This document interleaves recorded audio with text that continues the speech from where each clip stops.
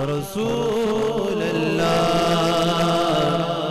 وسلم علیک یا حبیب۔ میں نے آپ حضرات کے سامنے قرآن مجید و فرقان حمید کے 29ویں پارے کی 2 آیت مبارکہ کی تلاوت کا شرف حاصل کیا ہے۔ اللہ تبارک و تعالیٰ کی بارگاہ میں دعا کریں کہ اللہ تبارک و تعالیٰ ہمیشہ حق اور سچ کہنے کی توفیق عطا فرمائے، اور ہم سب کو حق سچ سن کر اس پر عمل کرنے کی اللہ تعالیٰ توفیق عطا فرمائے۔ حضرات گرامی، جو آیت کریمہ میں نے آپ حضرات کے سامنے تلاوت کا شرف حاصل کیا ہے، اس آیت مبارکہ میں اللہ تبارک و تعالیٰ نے بے نمازیوں کا حال بیان فرمایا ہے کہ آخرت میں ان کے ساتھ کیا ہونے والا ہے۔ تو حضرات گرامی، اللہ تبارک و تعالیٰ کے کچھ خوش قسمت انسان ایسے بھی ہیں کہ جن پر اپنے رب کا بہت بڑا فضل ہوتا ہے اور وہ نماز سے ذرا برابر بھی غفلت نہیں کرتے۔ اور یہ بات یاد رکھو کہ اللہ تبارک و تعالیٰ کی عبادت کرنا اللہ تعالیٰ کی خصوصی کرم نوازی ہی کی وجہ سے ممکن ہے، کیونکہ اس کی عبادت وہی کرتا ہے جس کو اس کی توفیق عطا ہوتی ہے۔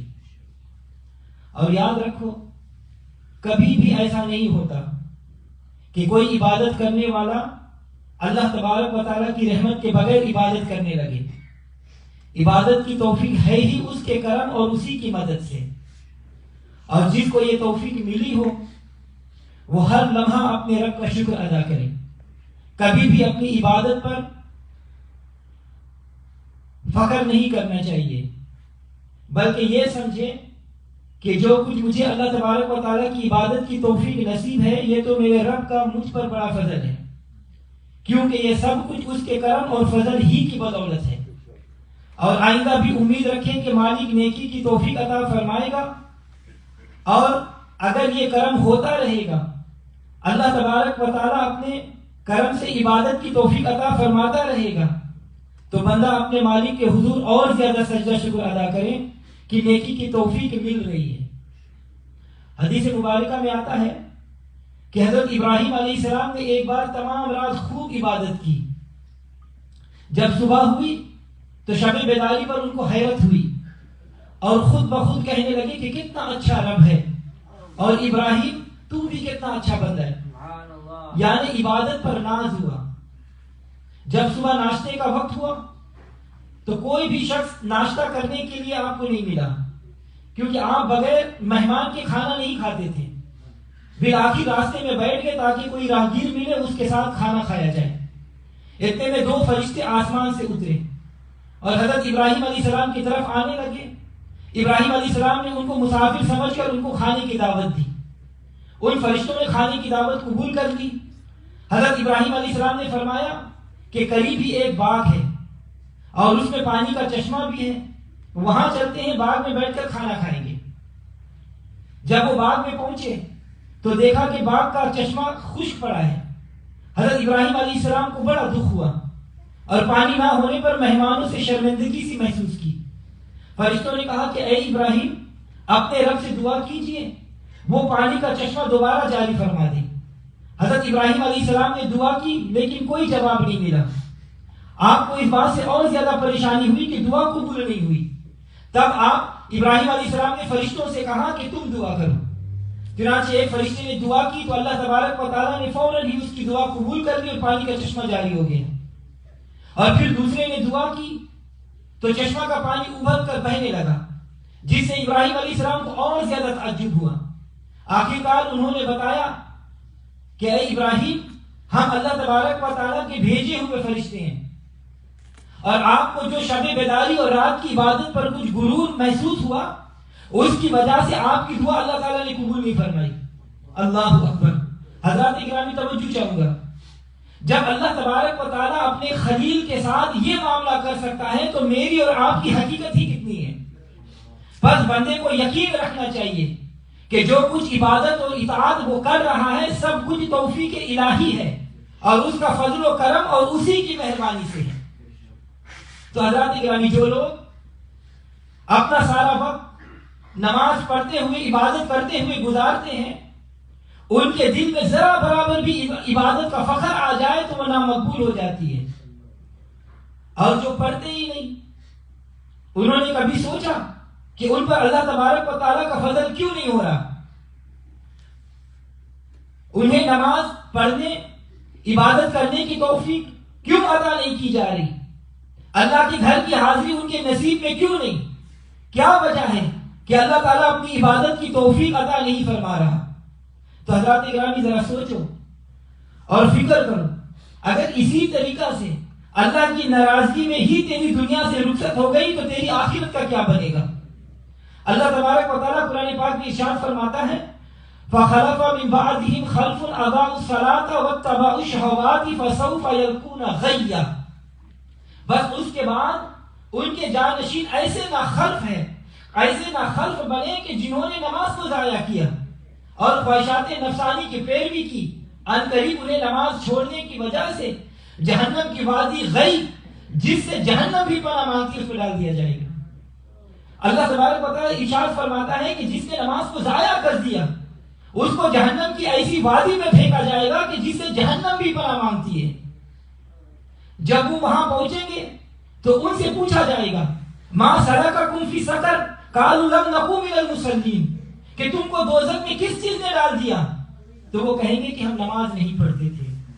تو اے انسان، اس دنیا کے چند سکون کی لالچ میں نماز کو ضائع کر کے کیوں جہنم کی خطرناک وادی کی طرف جا رہا ہے؟ ابھی تیرے پاس چند سانسیں ہیں، ان کی قدر کرو اور اپنے رب کی عبادت کی طرف آ جاؤ، نماز کی پابندی کر لو. طبرانی وغیرہ میں حضرت عبادہ بن صامت رضی اللہ تعالیٰ عنہ بیان کرتے ہیں کہ نبی صلی اللہ علیہ وسلم نے مجھے 7 باتوں کی نصیحت فرمائی. ان میں سے ایک یہ ہے کہ آپ صلی اللہ علیہ وسلم نے فرمایا کہ جان بوجھ کر فرض نماز کو نہ چھوڑنا، اور جس نے جان بوجھ کر نماز چھوڑ دی وہ ملت اسلامیہ سے نکل گیا. تو حضرات گرامی، اللہ تبارک و تعالیٰ فرماتا ہے کہ اے انسان وَأَقِیمُوا الصَّلَاةَ وَلَا تَکُونُوا مِنَ الْمُشْرِکِینَ، اور نماز قائم کرو اور مشرکوں سے نہ ہو جاؤ. تو حضرات گرامی، نماز چھوڑنا، نماز چھوڑ کر کافر اور مشرکین کا ساتھ نہ دے، کہیں پر روز قیامت تیرا ساتھ ابو جہل اور ابو لہب کے ساتھ نہ ہو جائے. اور اگر اپنی نماز کی حفاظت کرے گا، 5 وقت نماز پڑھتا رہے گا، تو تیرے آخرت کے دوست صدیق و فاروق، عثمان و علی رضی اللہ تعالیٰ عنہم اجمعین ہوں گے. تو آپ بتاؤ کہ کن کا ساتھ چاہیے، جہنم کی خطرناک وادی والوں کا یا پھر جنت میں اعلیٰ ترین مکان والوں کا؟ تو اب بھی وقت ہے کہ نماز کو پابندی سے شروع کر دیں. دنیا کے لیے تو بہت کما لیا، آخر کی کمائی بھی کر لے. اپنے مالک کے حضور سجدہ زیر ہو جاؤ، پچھلے تمام کیے ہوئے گناہ پر نادم کر لو، معافی کا طالب ہو جاؤ، پھر دیکھ کہ تیرا رب تجھ پر دین و دنیا کی کتنی کرم نوازیاں فرماتا ہے. اللہ تبارک و تعالیٰ قرآن پاک میں ارشاد فرماتا ہے إِلَّا مَنْ تَابَ وَآمَنَ وَعَمِلَ صَالِحًا فَأُولَٰئِكَ يَدْخُلُونَ الْجَنَّةَ وَلَا يُظْلَمُونَ شَيْئًا، مگر جو تائب ہوئے، ایمان لائے اور نیک عمل کرتے رہے تو یہ لوگ جنت میں داخل ہوں گے اور ان پر ذرا برابر بھی ظلم نہیں کیا جائے گا. تو اللہ تعالیٰ تجھے بار بار کہہ رہا ہے کہ آ میری بارگاہ میں آ کر معافی مانگ لے، گناہوں پر نادم ہو جاؤ، نماز قائم کر لو تاکہ تجھے جنت کی جزا دے دی جائے. اور اب تو اے انسان، اپنے رب کی بارگاہ میں یہ عرض کرو کہ رحمت دا دریا الہی ہر دم وفدہ تیرا، جے قطرہ بخشے میں نے تو کم بن جاتا میرا. تو حضرات گرامی، جو نماز پڑھتے ہیں مگر ٹائم بے ٹائم کر کے، تو ان کی سخت ترین سزا سنائی گئی ہے. مگر جو پڑھتے نہیں، ان کی سزا کا عالم کیا ہوگا؟ کیونکہ اللہ تبارک و تعالیٰ بے وقت نماز پڑھنے والوں کو تنبیہ فرما رہا ہے. اللہ تعالیٰ ارشاد فرماتا ہے فَوَيْلٌ لِّلْمُصَلِّينَ الَّذِينَ هُمْ عَنْ صَلَاتِهِمْ سَاهُونَ، بس خرابی ہے ان نمازیوں کے لیے جو اپنی نماز سے غافل ہے. تو بے نمازیوں کا تو ذکر ہی نہیں کیا، یہاں تو نمازیوں کو فرمایا جا رہا ہے کہ خرابی ہے ان کے لیے جو اپنی نمازوں سے غافل ہے، یعنی وقت سے دیر کر کے نماز پڑھتے ہیں، ان کے لیے خرابی بتائی جا رہی ہے. ارے جو پڑھتے ہی نہیں تو ان کی ذلت اور رسوائی کا کیا عالم ہوگا؟ تو انسان یاد رکھو، تو اپنی اولاد اور مال کی محبت میں اگر نماز کو چھوڑ دیتا ہے تو ذرا سن لو کہ ایسا کر کے تو کہیں نقصان میں تو نہیں جا رہا. اللہ تبارک و تعالیٰ قرآن پاک میں ارشاد فرماتا ہے یا ایھا الذین آمنوا لا تلہکم اموالکم ولا اولادکم عن ذکر اللہ ومن یفعل ذلک فاولئک هم الخاسرون. کہ اے انسان، اے ایمان والو، تمہیں تمہارا مال اور تمہاری اولاد کہیں میرے ذکر سے غافل نہ کر دے، اور جو ایسا کرے وہی خسارہ پانے والوں میں سے ہے. تو اللہ تبارک و تعالیٰ ارشاد فرما رہا ہے کہ کہیں اپنی اولاد اور مال کی محبت میں اللہ تبارک و تعالیٰ کی نماز نہ چھوڑ بیٹھنا. ارے ابھی تو تیرے پاس وقت ہے، سوچ لے کیوں خسارے والوں کا ساتھ جا رہا ہے. اب بھی اپنے رب کو یاد کر کے نماز کی طرف آ جا. تو حضرات گرامی، جو نماز کو دیر سے پڑھتے ہیں لیکن پڑھتے ضرور ہیں، تو ان سے اللہ تعالیٰ ناراضگی کا اظہار کر رہا ہے، اور جو پڑھتے ہی نہیں تو ان کے ساتھ اللہ تبارک و تعالیٰ کتنا ناراض ہوگا. تو حضرات گرامی، نماز چھوڑ کر اپنے رب کو ناراض نہ کرو، بلکہ نماز کی طرف آ جاؤ تاکہ اللہ تبارک و تعالیٰ خوش ہو جائے اور آخرت میں اچھے گھر میں رہنا نصیب ہو جائے. اور بذات کی حدیث شریف میں یہ ہے کہ حضور صلی اللہ علیہ وسلم مبارک نے ارشاد فرمایا کہ شب معراج میں نے ایک ایسی قوم دیکھی کہ جس کے سر پتھر سے توڑے جا رہے تھے. جب ان کے سر ٹوٹ پھوٹ جاتے تو پھر درست ہو جاتے اور پھر وہی کام شروع ہو جاتا. یہ سر کا پھوڑنا رکتا نہیں تھا بلکہ جاری تھا. اللہ اکبر. حضور صلی اللہ علیہ وسلم مبارک نے فرمایا کہ اے جبریل، جبریل سے پوچھا یہ کون ہے جن کے سر پھوڑے جا رہے ہیں؟ تو جبریل علیہ السلام نے عرض کیا یا رسول اللہ صلی اللہ علیہ وسلم، یہ لوگ وہ ہیں جو اپنی نمازوں سے غفلت کرتے تھے. اور حضرت ابن عباس رضی اللہ تعالیٰ عنہ سے روایت ہے کہ جب قیامت کا دن ہوگا تو ایک آدمی کو اللہ تعالیٰ کی بارگاہ میں لایا جائے گا اور اس کو اللہ تعالیٰ کے سامنے کھڑا کیا جائے گا. تو اللہ تبارک و تعالیٰ کا حکم ہوگا کہ اسے دوزخ میں ڈال دو. تو وہ شخص عرض کرے گا کہ یا اللہ وہ کیوں؟ یعنی میں تو نماز پڑھتا تھا. تو اللہ تبارک و تعالیٰ فرمائے گا کہ تیرے نماز دیر سے پڑھنے کی وجہ سے تجھے دوزخ میں ڈالا جا رہا ہے. اور بعض علماء کا قول ہے کہ حضور صلی اللہ علیہ وسلم نے ایک دو صحابہ اکرام سے فرمایا کہ اللہ تبارک و تعالیٰ کی بارگاہ میں یوں دعا کرو کہ اے اللہ ہم میں سے کسی کو بدبخت اور محروم نہیں کرنا. میرے نبی صلی اللہ علیہ وسلم نے فرمایا کہ اے میرے صحابہ، جانتے ہو کہ بدبخت اور محروم کون ہیں؟ تو صحابہ اکرام نے عرض کیا یا رسول اللہ، اللہ اس کے رسول بہتر جانتے ہیں. تو آپ صلی اللہ علیہ وسلم نے فرمایا کہ نماز جو چھوڑنے والے ہیں. تو حضرات گرامی، روایتوں میں آتا ہے کہ جو شخص ریاست اور ملازمت یا کاروبار کی وجہ سے نماز کی ادائیگی سے غافل رہا، وہ بروز قیامت یہ بہانہ اللہ تبارک و تعالیٰ کی بارگاہ میں پیش کرے گا. تو اللہ تبارک و تعالیٰ حضرت سلیمان علیہ السلام کو بلانے کا حکم دے گا. جب سلیمان علیہ السلام اللہ تعالیٰ کی بارگاہ میں حاضر ہو جائیں گے تو اللہ تبارک و تعالیٰ فرمائے گا کہ یہ بھی تو بادشاہ تھے اور ان کی عظیم الشان سلطنت تو انہیں نماز پڑھنے سے کیوں نہیں روک سکی. اللہ تبارک و تعالیٰ فرمائے گا تیرا یہ بہانہ قابل سماعت نہیں، کیونکہ سلطنت اور ملازمت کسی کو نماز سے نہیں روکتی، بلکہ خود نماز سے تو غافل رہا. تو آئے میرے فرشتوں اس کو جہنم میں ڈال دو. اسی طرح اگر کوئی بیماری کا عذر پیش کرے گا تو اللہ تبارک و تعالیٰ حضرت ایوب علیہ السلام کو بلائے گا کہ اگر بیماری نماز سے روکتی تو ایوب علیہ السلام کو بھی روک دیتی، مگر ان کو تو نہیں روک سکی. یہ سب تمہارے بہانے ہیں. اسی طرح اس کو بالآخر جہنم میں ڈالنے کا حکم دیا جائے گا. اور اگر کوئی اولاد کی پرورش کا عذر پیش کرے گا تو اللہ تعالیٰ حضرت یعقوب علیہ السلام کو بلایا جائے گا. اور اگر کوئی عورت اپنی شوہر یا غلام اپنے آقا کا عذر پیش کرے گا تو حضرت آسیہ جو کہ فرعون کی بیوی تھی ان کو بلایا جائے گا اور کہا جائے گا کہ دیکھو اس مومنہ کا خاوند نہایت ظالم تھا مگر یہ ہماری یہاں سے غافل نہیں رہا. یہ سب تم لوگوں کا فریب ہے، بہانہ ہے. اللہ تعالیٰ فرمائے گا فرشتوں لے جاؤ ان کو جہنم میں ڈال دو. ما سلککم فی سقر قالوا لم نکو من المصلین. تم کو دوزخ میں کس چیز نے ڈال دیا؟ تو کہیں گے کہ ہم نماز نہیں پڑھتے تھے. اور حضرات گرامی، سورہ فاتحہ کی تفسیر میں ایک روایت نقل کی گئی ہے کہ ایک آدمی جنگل میں سفر کر رہا تھا. ایک دن شیطان اس کے ساتھ ہم سفر ہو گیا. وہ شیطان اس کے ساتھ 24 گھنٹے رہا. اس مسافر نے بغیر کسی عذر کے 5 وقت کی نمازیں ادا نہیں کی. رات کے وقت جب سونے لگا تو شیطان وہاں سے بھاگا. تو اس نے شیطان کو آواز دی کہ اے میرے دین کے ساتھی، اب رات کو مجھے اکیلے چھوڑ کر کیوں بھاگ رہے ہو؟ تو اس لعین نے جواب دیا کہ میں نے پوری زندگی میں ایک بار اللہ تعالیٰ کی نافرمانی کرتے ہوئے حضرت آدم علیہ السلام کو سجدہ نہ کیا تو مجھے اللہ تبارک و تعالیٰ کی بارگاہ سے نکال دیا گیا اور تابت میرے لیے رحمت کے دروازے بند کر دیے گئے اور لعنت کا سزاوار قرار دے دیا گیا. تو اے ابن آدم، تو نے اللہ تبارک و تعالیٰ کی آج 5 وقت نافرمانی کی، سجدہ نہیں کیا، نماز ادا نہیں کی، تو میں ڈرتا ہوں کہ اللہ تعالیٰ تجھ پر کہیں سخت غضبناک ہوگا، عذاب دے گا تو تیرے ساتھ میں بھی نہ شامل ہو جاؤں. ما سلککم فی سقر قالوا لم نکو من المصلین. تم کو دوزخ میں کس چیز نے ڈال دیا؟ تو وہ کہیں گے ہم نماز نہیں پڑھتے تھے.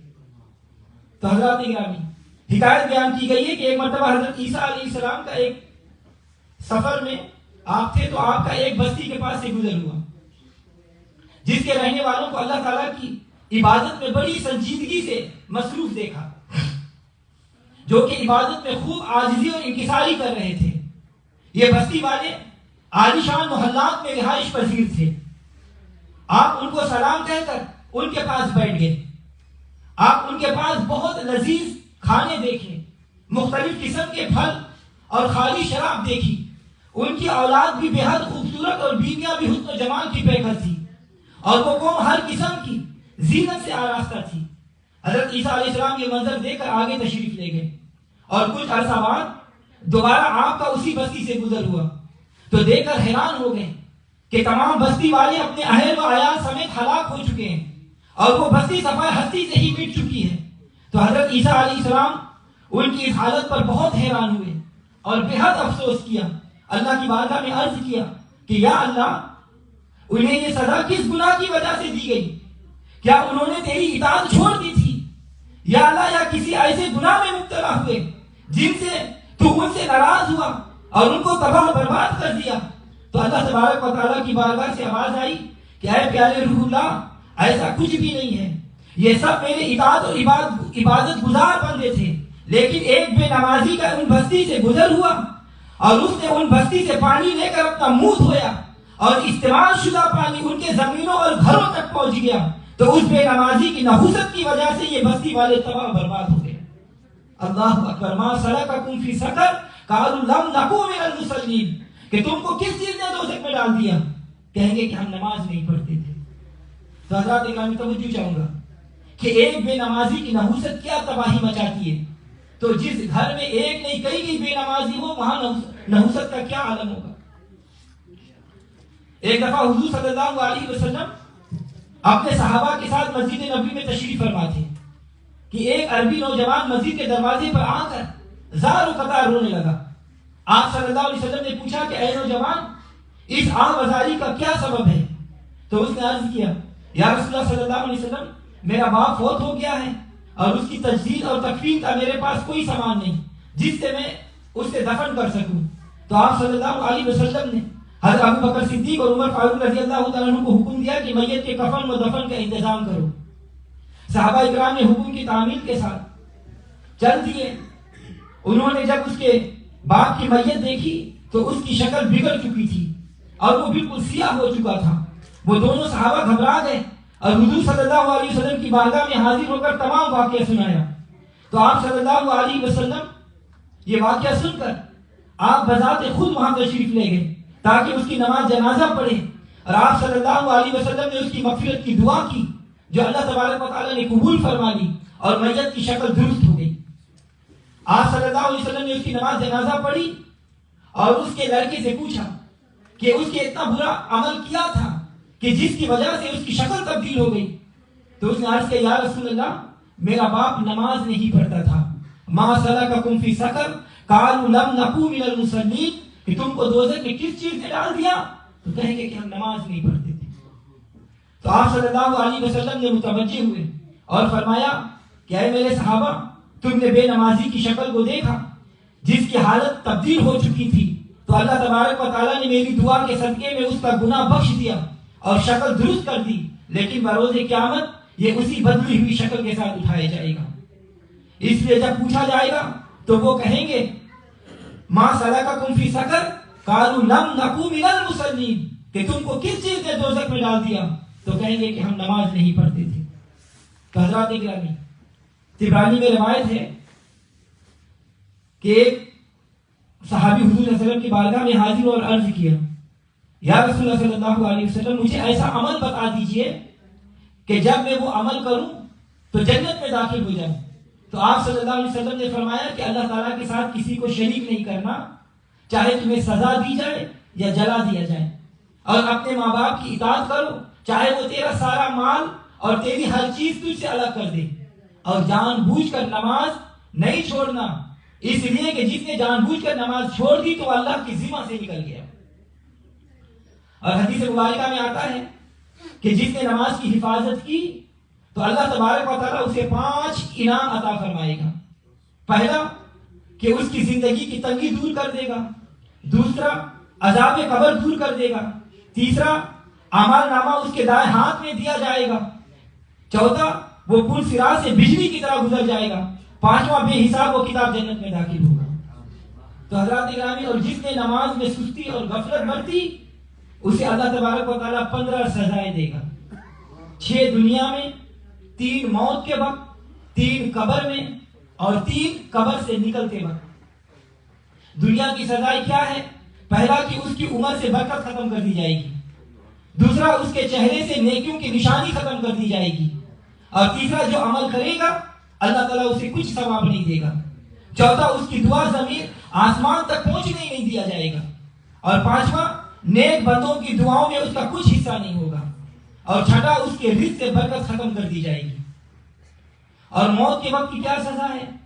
پہلا وہ ذلیل ہو کر مرے گا، دوسرا بھوکا مرے گا، تیسرا پیاسا مرے گا، اگر دنیا کے سمندر بھی پیا جائے تو پھر بھی پیاس نہیں بجھے گا. اور قبر کی سزائیں کیا ہے؟ کہ اس پر قبر تنگ کر دی جائے گی حتیٰ کہ اس کی پسلیاں ٹوٹ پھوٹ کر دوسرے میں پیوست ہو جائے گی، اور دوسرا اس کی قبر میں آگ جلائی جائے گی، اور تیسرا گنجا سانپ اس پر مسلط کر دیا جائے گا جو مردے سے باتیں کرے گا اور کہے گا کہ مجھے رب کا حکم ہے تجھے نماز نہ پڑھنے پر صبح سے شام تک ماروں اور شام سے صبح تک ماروں. اور جب وہ سانپ اسے مارے گا، ڈسے گا، تو میہ 70 غز زمین کے اندر دھس جائے گا. یہ عذاب بے نمازی کو تا قیامت ہوتا رہے گا. اور قیامت کی سزا کیا ہے؟ کہ اس کا حساب سختی سے لیا جائے گا، اللہ تبارک و تعالیٰ اس پر غضبناک ہوگا، اور تیسرا دوزخ میں ڈال دیا جائے گا. تو حضرات گرامی، تیرا رب تجھے سمجھاتا ہوا فرما رہا ہے کہ وَأْمُرْ أَهْلَكَ بِالصَّلَاةِ وَاصْطَبِرْ عَلَيْهَا لَا نَسْأَلُكَ رِزْقًا نَحْنُ نَرْزُقُكَ. اپنے گھر والوں کو نماز کا حکم دیجئے، اپنے گھر والوں کو نماز کا حکم دیجئے اور خود بھی نماز کی پابندی کرو. ہم تم سے رزق کی تعلیم نہیں، رزق تو تم کو ہم ہی دیں گے. تو حضرات گرامی، تو اے بے نمازی، نماز کے دیر سے پڑھنے والوں، اور اے بے نمازی، اب بھی وقت ہے، اپنے مالک کے حضور سچی توبہ کر لو اور اس کے حضور سجدہ زیر ہو جاؤ اور نماز کا پابند ہو جاؤ. وگرنہ بے نمازی جس دوزخ کی وادی میں جائے گا اس سے جہنم خود بھی پناہ مانگتی ہے. تو اب بھی وقت ہے، سمجھ جاؤ، میرا نہیں بنتا تو نہ بن، اپنا تو بن جاؤ. دعا ہے کہ اللہ تبارک و تعالی ہمیں 5 وقت بجماعت نماز ادا کرنے کی توفیق عطا فرمائے. اللہم ربنا آتنا فی الدنیا حسنہ وفی الآخرۃ حسنہ وقنا عذاب النار وقنا عذاب القبر وقنا عذاب الحشر وقنا عذاب السقر وقنا عذاب الميزان. ربنا اغفر لنا ذنوبنا وثبت اقدامنا وانصرنا على القوم الكافرين وانصرنا على القوم الظالمين وانصرنا على القوم المشركين وانصرنا على القوم المنافقين. ربنا ظلمنا انفسنا وان لم تغفر لنا وترحمنا لنكونن من الخاسرين.